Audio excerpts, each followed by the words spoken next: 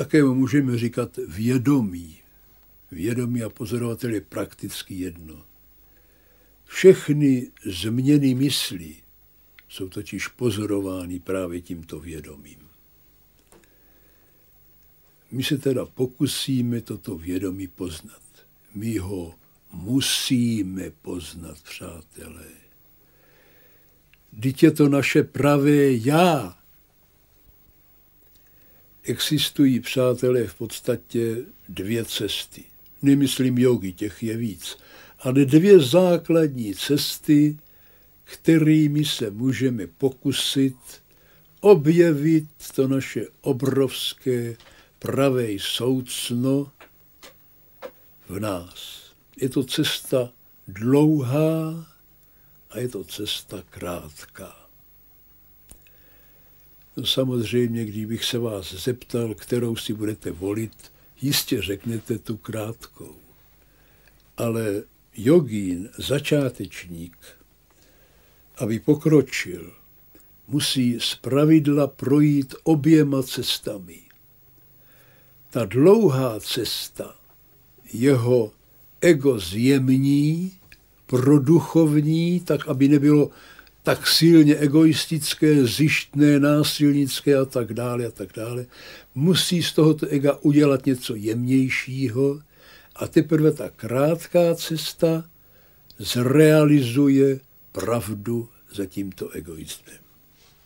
Jak už jsem vám posledně slíbil, nacvičíme si dnes první cvičení cesty krátké, aby ti pokročilejší se mohli hned uplatnit. Těm méně pokročilým tom naprosto neublíží, naopak jim to pomůže. Pomůže jim to prostě ukázat správný směr. O dlouhé cestě si řekneme příště. Nuže, usedněte všichni do pohodlné pozice, tak, aby se vám tělo nepřipomínalo nebo připomínalo pokud možno nejmíň, anebo třeba do nějaké asany, siddhasany, nebo tak, jak jste na ní někteří zvyklí. Ale stačí do křesla nebo na židli. A upněme teď veškeré mentální i tělesné napětí musíme uvolnit. To musíme naprosto uvolnit a posadit se tak, abychom páteř, krk a hlavu měli v jedné rovině. Teď prosím myslete vteřinku nebo tak 2, 3 na nekonečno. To je proto, abychom stabilizovali svou tělesnou i mentální pozici. To velice pomáhá. A teď prosím si uděláme takové malé pranajámické cvičení. Pranajáma to je cvičení dechu. Uděláme si toto cvičení, které velice usnadňuje soustředivost. Spočívá v tom, že budete klidně, a prosím, dělejte to teď se mnou, že budete klidně nadechovat páteří. Je to nezvyklé, ano. Samozřejmě, že budete dýchat nosem, ale v představě budete mít představu, že nadechujete koncem páteře, vedete ten dech tou páteří, říká se tomu sušumna, to je takový psychický nerv uvnitř páteře, vedete tam tudy teda ten nádech, asi tak 6 vteřin až nad hlavu, tam na chviličku, na vteřinu nebo 2 zastavíte dech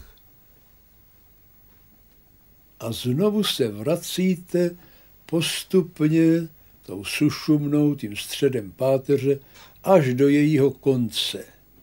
Ale pozor, tento nádech budete provázet zvukem om nebo aum. To je takzvaná pranava, kterou prý byl stvořen svět. Tak ještě jednou. Ten zvuk není slyšet ven. To je váš vnitřní zvuk v představě. A ještě prosím jeden.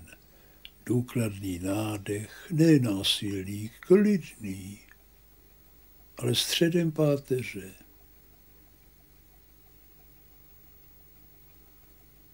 Až nad hlavu zadržíte nad Sahasrárou a vydechnete sušumnou pěkně dolů až do konce páteře. Takovýchhle cyklů uděláte prosím doma až 21. To stačí. A teď, kdykoliv se vám objeví v mysli myšlenka, jakákoliv myšlenka nebo představa, pokládejte ji za předmět, jako by to byl skutečný předmět.